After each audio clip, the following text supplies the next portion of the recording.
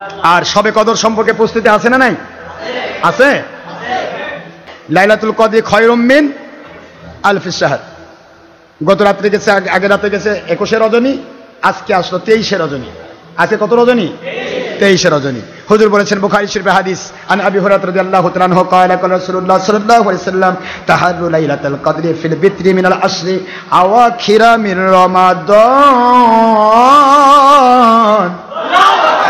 বুখারী শরীফের হাদিস। হুজুর বলেছেন রমজান মাসের শেষের 10 দিনের বেজর তাহাররু খোঁজো, লাইলাতুল কদরি কদরের রাত, তাহাররু খোঁজো লাইলাতুল কদরি কদরের রাত, ফিল বিত্রি বেজর রাত্রে, মিনাল আশরি আওয়াখিরা মানে শেষ, রমাদান মানে রমজান, রমাদান শরীফের শেষের 10 দিনের বেজর রাত্রিগুলিতে শবে কদর তালাশ করো। জোরে বলুন সুবহানাল্লাহ। তাহলে বেজর রাত্রিগুলিতে শবে কদর তালাশ করা দরকার আছে না নাই? কেন তালাশ করবে? হুজুর বলেন খায়রুম মিন আলফি শাহর। এই একটি রাতের ইবাদত যদি তোমার জুটে যায় হাজার হাজার মাসের চাইতে উত্তম। আলফুন নিয়ে যদি 1000 ধরা হয়, এক রাতের ইবাদত 83 বৎসর 4 মাস। এই 83 বৎসর 4 মাসকে যদি আল্লাহ 700 গুণ দেন রমজান মাসে, তাহলে কত হবে? কথা বলছেন না কেন? আর আরবিতে আলফুন বলা হয়। আলফুন শব্দটা কিন্তু শুধু হাজার ব্যবহার হয় না। আপনারা কন্যা লক্ষ লক্ষ মানুষ হয়েছে, হাজার হাজার মানুষ হয়েছে, কথা কি বোঝা যায়? এই আলফুন শব্দের অর্থ হচ্ছে হাজার হাজার। আমার নবী বললেন কোরআন শরীফ দিয়ে এর ব্যাখ্যা যদি আল্লাহ তৌফিক দেন শবে কদর রাতেই করা যাবে।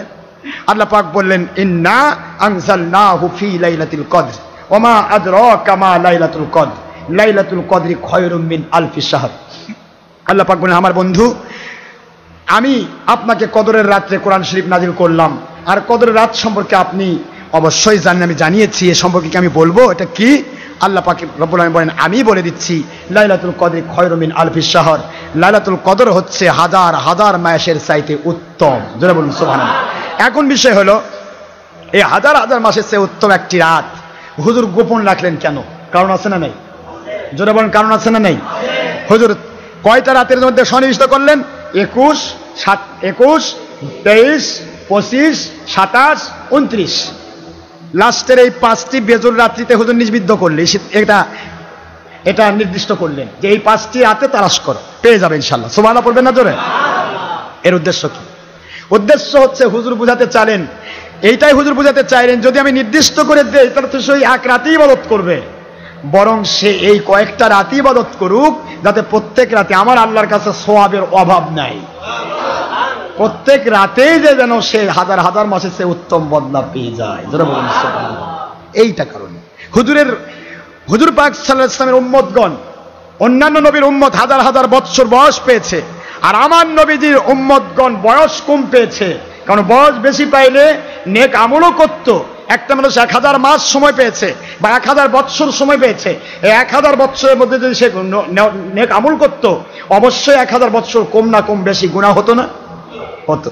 আল্লাহ বলে বন্ধু আপনার মহব্বতে আমি আপনার উম্মতকে এমন মর্যাদা দিলাম তারা এক রাতের ইবাদতে হাজার হাজার মাসের সওয়াবে পাবে, গুনাহ করার সুযোগ থাকবে না। মর্যাদা বাড়ানো হলো না কমানো হলো? আল্লাহ পাক বাড়িয়ে দিলেন নবীজির মহব্বতে। সুতরাং শবে কদরের তালাশের জন্য আপনাকে আমাকে প্রত্যেক রাত্রিতে ইবাদত করার চেষ্টা করতে হবে, কয়েকটি বেজর রাত। পাশাপাশি এই সুবিধার জন্য আমি এখানে রাত্রি জাগরণের ব্যবস্থা করেছি। শেষের 10 দিন সবাই রাত্রি যে কেউ রাত্রি জাগরণ করবে, এখানে করেন বা বাড়িতেই করেন রাত্রি জাগরণ করবেন।